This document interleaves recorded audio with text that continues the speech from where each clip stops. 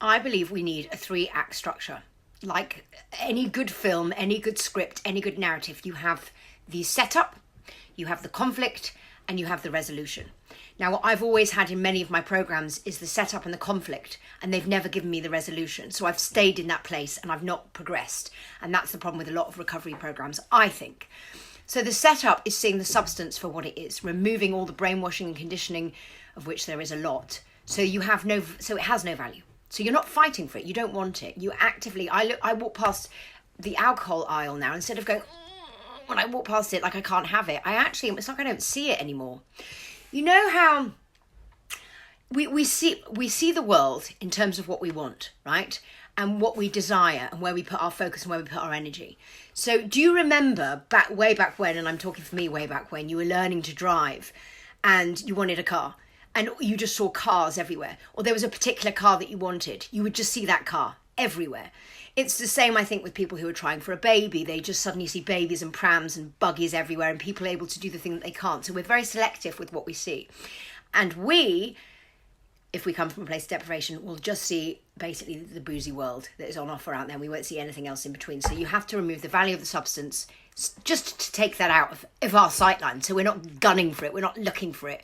It's like Robocop. We haven't just got booze or weed or cocaine or prescription meds or whatever we think we need in our sightline. So that's pillar 1. Pillar 2 is conflict. And this is when we pull apart the thoughts and the stories that we tell ourselves about why we need it, what we need to numb out from.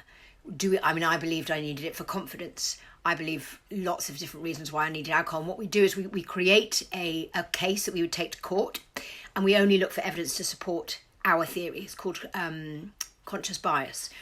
We don't look for anything. So just say you went out and had a really nice time one night without alcohol and everything was really funny. You'll ignore that. You will focus on the night that you went out where you struggled a bit and go, I can't socialise without alcohol, because you're only looking to support that theory. So we're going to flip the script a bit and we're going to pull the myth versus the fact apart, take your thoughts to court and only look for evidence to support our new theories, because we are the stories that we tell ourselves. And I will say that a lot on this programme because that's what it's all about. Really believe that. When we're always looking behind and looking at what we can't have and looking at what everyone else has and looking in a world of comparison, we will always be without, we will always be deprived. And the third part is rewriting our script, the script that's been handed down to us from our parents, from any piece of feedback we've ever received from anybody else, the character that we have created, that we present in the world and then receive feedback on. We can change inside out, and that's the good news, and create somebody that we want to be, someone that we want to live as, and bring them into the now and wait for our reality to catch up. And it's all about energy and thoughts and